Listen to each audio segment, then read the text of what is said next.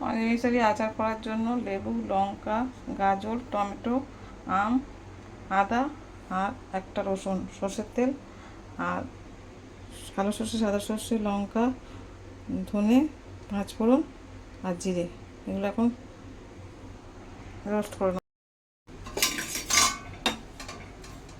Roast করতে দিলাম। আমি কেটে নিয়েছি, একটু বিট নুন দিচ্ছি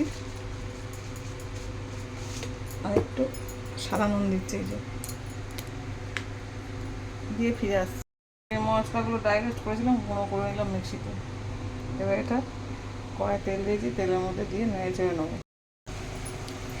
এবার আমি মশলাটা দিয়ে দিচ্ছি, একটুখানি গরমে রেখে ঠিকঠাক করে নিয়েছি, কারণ এটা রোদে দেবো না।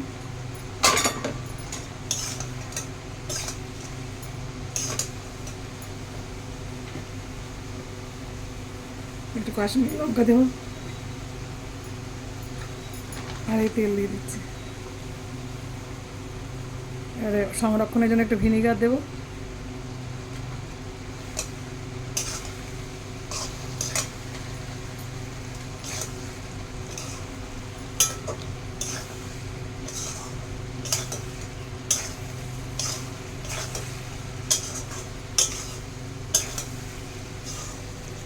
নতুন নতুন রেসিপি পেতে আমার চ্যানেলটাকে লাইক করবেন, শেয়ার করবেন। দেখুন মিক্সড আচার কেমন হয়ে গেল, নিজেরাও একবার এরকম ট্রাই করবেন, রেসিপি দিয়ে দেবো। টাটা।